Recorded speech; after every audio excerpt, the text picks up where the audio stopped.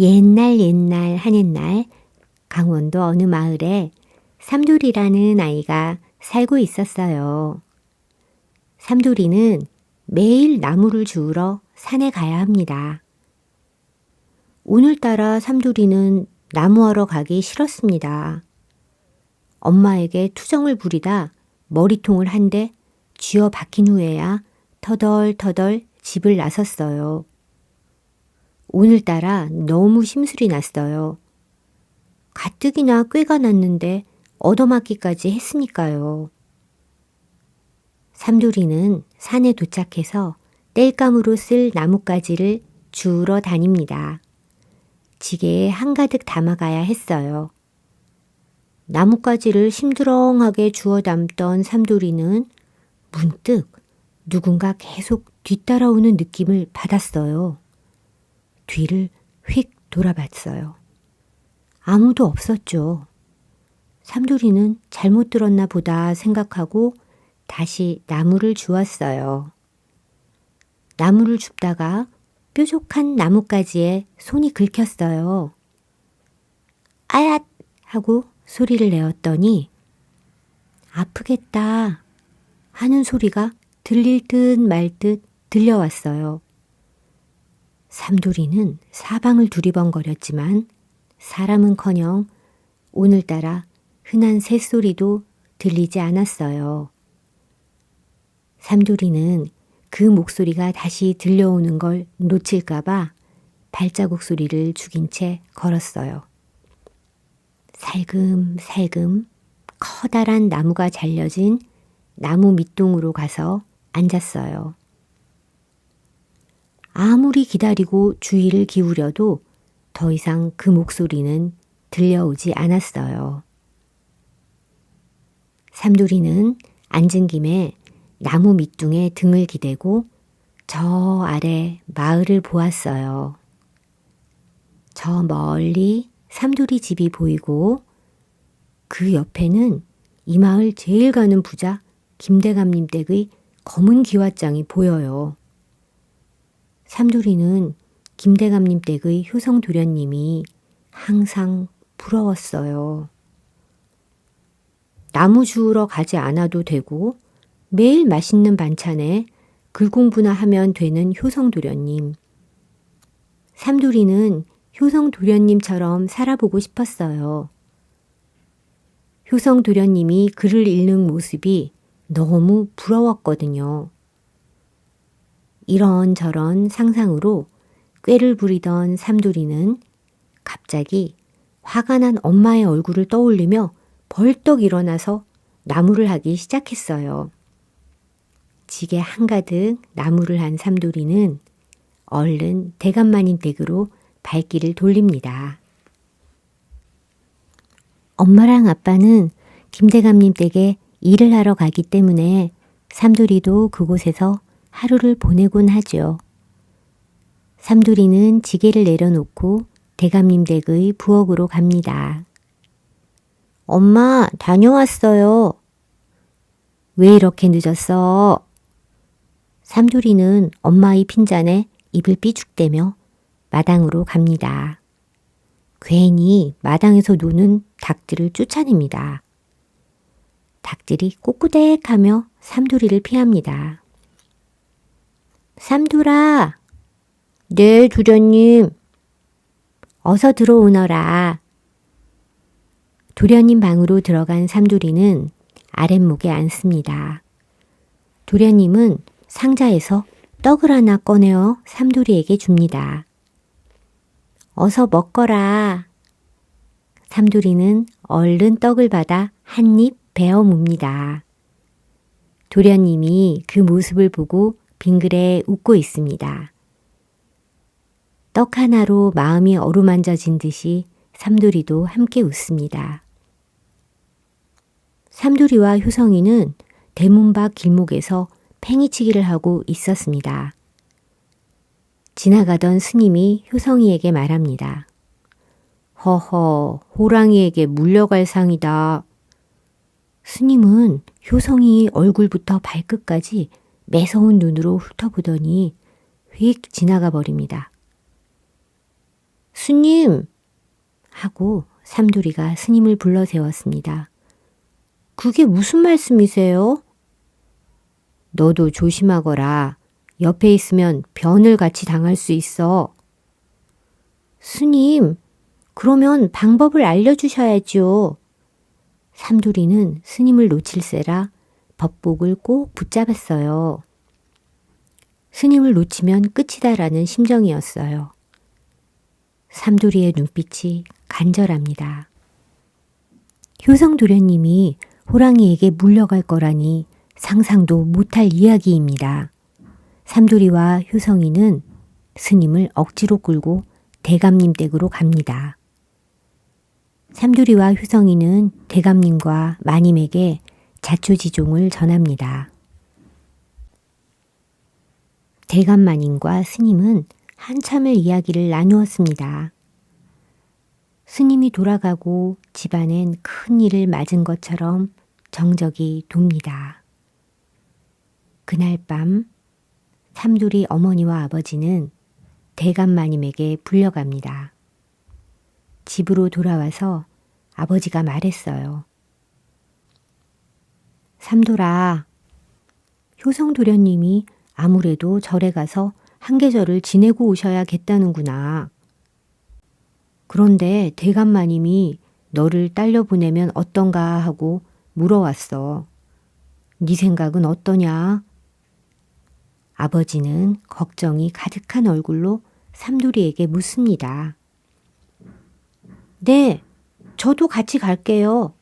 삼돌이는 속으로 좀 무섭긴 했지만 한편으로는 신이 났어요.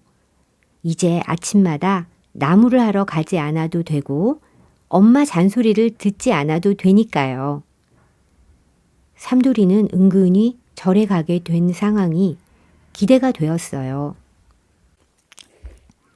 다음 날 아침 삼돌이와 효성이는 스님과 함께 절로 떠납니다. 둘 다 옷가지를 넣은 보찜을 메고 어머니가 간식거리로 챙겨주신 떡을 저고리 주머니에 넣습니다. 산길로 접어드는데 나무하러 갔을 때 들렸던 소리가 들립니다. 삼돌아, 조심해야 해. 삼돌이는 두리번거립니다. 아무도 없었어요. 이상하다 생각하며 다시 걸었습니다. 넌 혼자서 뭘 중얼거리는 거야? 효성도련님이 묻습니다. 삼돌이는 효성도련님 귓속에 대고 속삭입니다. 어제부터 자꾸 낯선 목소리가 들려요. 뭐야? 효성은 어이없고 웃기다는 듯이 피식 웃습니다. 정말이라니까요. 삼돌이는 자신을 믿어주지 않는 효성도련님이 야속했습니다. 하지만 삼돌이 자신도 이런 경우라면 믿을 수가 없겠다는 생각을 했어요. 주막에 도착했어요. 스님은 삼돌이와 효성이에게 국밥을 시켜주고 자신은 막걸리 한 잔만을 시키고 웬일인지 다른 음식들은 일절 손에 대지 않았습니다. 스님은 막걸리를 벌컥벌컥 한 번에 다 마신 후 컥 하고 트림을 하더니 이내 막걸리 한 잔을 더 시켜 마십니다. 잠시 후 스님은 막걸리에 취해 마루에 누워 잠을 잡니다. 스님이 자는 동안 삼돌이와 효성이는 마당에서 팽이를 꺼내놓고 놀고 있었어요. 삼돌아, 삼돌아. 이번에는 좀 더 선명하게 부르는 소리가 들립니다. 저 스님은 호랑이야. 호랑이가 스님으로 둔갑한 거야. 조심해야 해. 삼돌이는 스님이 못 듣게 저만큼 떨어진 곳으로 효성도련님을 데리고 갑니다. 효성이에게 자신에게 들리는 말을 이야기해 줬어요. 효성이는 못 믿는 눈치입니다. 그때 또 소리가 들려왔어요.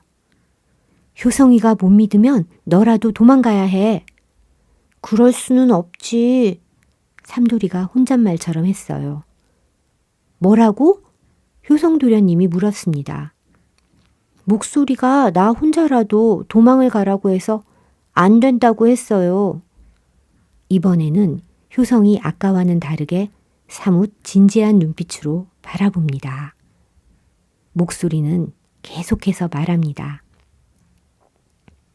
저 스님은 100년 묵은 호랑이야. 아이를 데려가서 또 100년의 목숨을 얻으려고 하는 거야. 삼돌이는 목소리가 들릴 때마다 효성이에게 전해줍니다. 에이, 효성이가 반신반의합니다. 그때 또 목소리가 들려옵니다. 삼돌아, 주머니에 떡을 만져봐. 효성이가 주머니의 떡을 만지자 벌써 식었어야 할 떡이 방금 쪄낸 듯이 아직도 뜨끈뜨끈합니다. 목소리가 말합니다. 삼돌아, 떡 냄새를 맡아봐. 삼돌이는 목소리가 시키는 대로 떡 냄새를 맡아봅니다. 떡에서는 외양간에 있는 소들에게서 나는 냄새와 비슷한 냄새가 납니다. 이게 뭐야? 삼돌이는 당황해서 허공에 대고 말합니다. 보이지 않는 목소리에게 말을 하는 것이었죠. 목소리가 다시 들려옵니다. 호랑이가 떡에 주문을 걸어서 그래. 혹시 너희가 도망갈까봐 자기가 자는 동안 시간을 멈추는 마법을 떡에 걸어놓은 거야. 삼돌이는 효성이에게 목소리가 한 말을 전하며 떡을 건네줍니다. 도련님, 떡을 만져보고 냄새를 맡아보세요. 효성이가 떡을 받아들더니 삼돌이처럼 만져보고 냄새도 맡아봅니다. 효성이의 눈이 커지더니 삼돌이를 바라봅니다. 두 아이는 겁먹은 눈이 되었습니다. 효성이도 이제는 완전히 삼돌이의 말을 믿게 됩니다. 효성이의 눈이 점점 커지면서 걱정스러운 눈빛이 됩니다. 떡을 잠자는 스님 옆에 두고 얼른 도망가. 효성이와 삼돌이는 목소리가 시키는 대로 스님 옆에 놓여진 자신들의 보찜을 살살 잡아 끌어내고 대신 그 자리에 떡을 두었습니다. 떡을 두는 동안 호랑이 스님은 하며 기척을 냅니다. 삼돌이와 효성이는 너무 놀라 잠시 동작을 멈추고 쥐 죽은 듯이 있습니다. 다행히 스님은 다시 잠이 들고 둘은 살금살금 주막을 벗어납니다.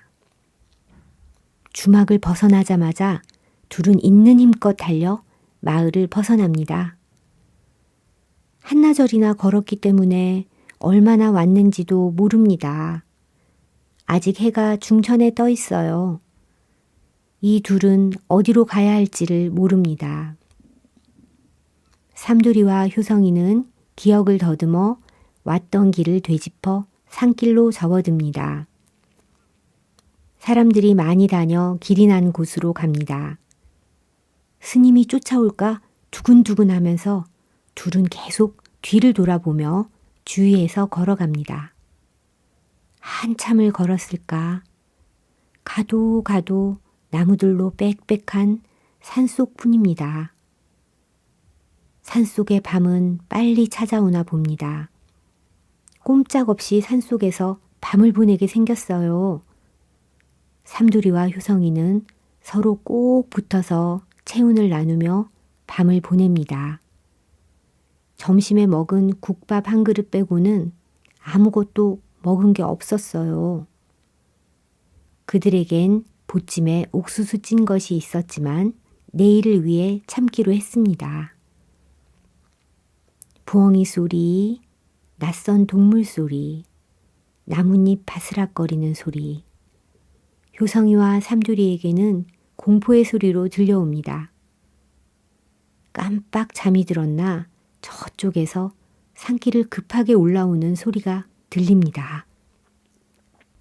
에이씨, 이놈들이 어디로 갔지? 삼돌이는 효성을 흔들어 깨웁니다. 칠흑같이 깜깜한 밤에 발자국 소리와 함께 하얗게 동그란 불빛 두 개가 반짝이며 이리저리 흔들리는 모습이 보입니다. 동그란 불빛은 불을 뿜는 호랑이의 눈이었어요. 삼두리와 효성이는 호랑이가 둔갑한 스님이라는 걸 바로 알아차렸습니다. 조용히 바닥에 엎드리고 숨을 참아요. 삼두리는 효성의 머리를 지그시 힘주어 누르면서 땅에 몸을 바싹 대고 먼저 누워 보입니다. 효성이도 따라합니다. 둔갑한 호랑이는 눈에 불을 켜고 이리저리 찾아다니더니 저쪽으로 돌아갑니다. 효성이와 삼두리는 한참을 바닥에 엎드려 누운 채로 숨죽여 있습니다. 언제부터였는지 둘은 서로 손을 꼭 잡고 있었습니다. 제발 그냥 지나가라. 삼두리와 효성이는 눈을 꼭 감은 채로 흙에 코를 박고 간절히 속으로 외쳤습니다. 낙엽 밟히는 사그락거리는 소리가 들리는가 싶더니 갑자기 삼두리와 효성이 머리 위에서 호랑이 스님 목소리가 들립니다. 잡았다 이놈들. 하하하하하. 니놈들이 내 소나기에서 벗어날성 싶었더냐? 호랑이는 산이 쩌렁쩌렁 울리도록 포효했어요. 호랑이는 효성이 옷자락을 물고 이리저리 흔들었습니다. 삼두리는 무서움에 떨다가 정신 차려! 얼른 효성이를 구해야지! 하는 그 목소리를 들었어요. 너는 누구니? 나는 또 다른 너야. 잔말 말고 얼른 효성이부터 구해. 삼두리는 무작정 호랑이에게 달려들었어요. 호랑이가 효성이를 입에 문 채로 삼두리를 앞발로 밀어냈어요. 삼두리가 낙엽더미들 속으로 쿵 하고 넘어집니다. 어서 일어나! 삼돌아, 호랑이 꼬리를 물면 균형을 잃어버려. 얼른 꼬리를 물어! 삼두리는 무섭고 아팠지만 목소리의 말을 듣고 재빨리 일어나 호랑이 뒤쪽으로 가서 꼬리를 붙잡았어요. 호랑이가 꼬리를 흔들어 대기 시작했어요. 호랑이에게 물려있는 효성이도 호랑이 꼬리를 물고 있는 삼두리도 어지러움에 정신을 잃을 뻔했지만 둘은 정신을 바짝 차립니다.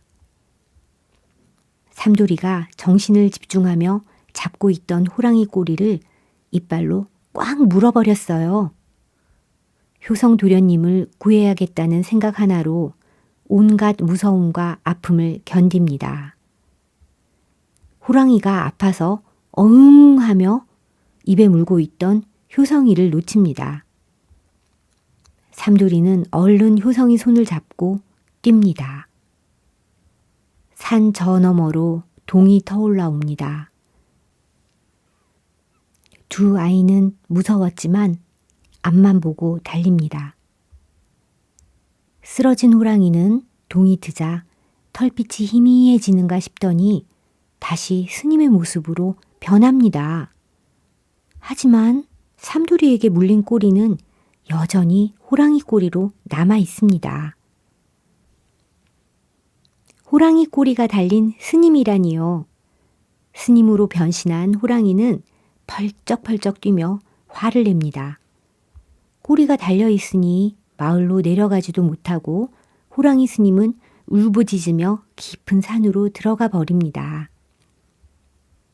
두 아이는 한동안 말을 잊은 채 떠오르는 태양을 바라봅니다. 호랑이와 사투를 벌인 두 아이의 얼굴은 땀으로 범벅이 되어 있습니다. 얼굴이 발갛게 상기된 효성이가 고개를 돌려 삼두리를 보며 말합니다. 고마워 삼돌아. 너가 내 목숨을 구해주었구나. 뭘로 도련님, 우린 친구잖아요.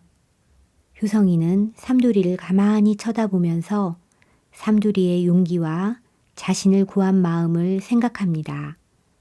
발갛게 상기된 효성이 뺨에 눈물이 흐릅니다. 이제부터 우리는 형제처럼 지내자. 둘은 기뻐서 끌어안습니다. 삼돌이와 효성이는 마을로 내려와 어른들에게 길을 물어가며 집으로 돌아왔습니다. 삼돌이와 효성이가 집으로 돌아오자 대감마님과 삼돌이 부모님이 깜짝 놀랍니다. 어떻게 된 일이냐? 삼돌이와 효성이는 그들의 모험담을 이야기합니다. 대감마님은 하나밖에 없는 아들을 살려서 돌아온 삼돌이가 너무 기특하고 고마웠습니다. 그 선물로 삼돌이 부모님에게 아늑하게 지낼 수 있는 집을 마련해 주기로 했습니다. 삼돌아, 너의 소원이 무엇이냐? 삼돌이는 망설이다가 용기를 내어 김대감님께 말을 합니다. 저는 효성도련님처럼 글 공부를 하고 싶습니다.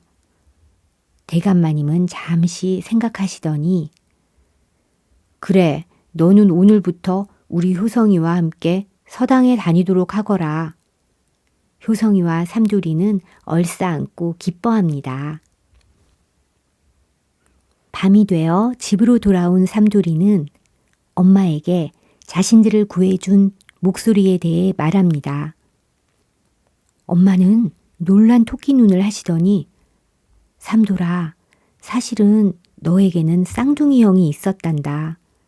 태어나자마자 목숨을 잃었어. 우리는 그때 묘지를 마련할 돈이 없었기 때문에 내 형을 뒷산에 묻었단다. 제가 나무하러 다니는 바로 그 산이에요? 그래. 삼돌이와 부모님은 다음날 아침 뒷산으로 함께 갔습니다. 이곳이 내 형이 묻힌 자리다. 나무 밑둥이 잘라진 자리였습니다. 삼돌이는 그 자리를 손으로 가만히 쓸어줍니다. 삼돌이의 형이 효성도련님과 삼돌이를 형제로 묶어준 것일까요? 삼돌이는 부모님 손을 잡고 내려오면서 자꾸만 뒤를 돌아봅니다. 형을 묻은 자리 위로 삼돌이 자신의 얼굴이 빙그레 웃고 있습니다.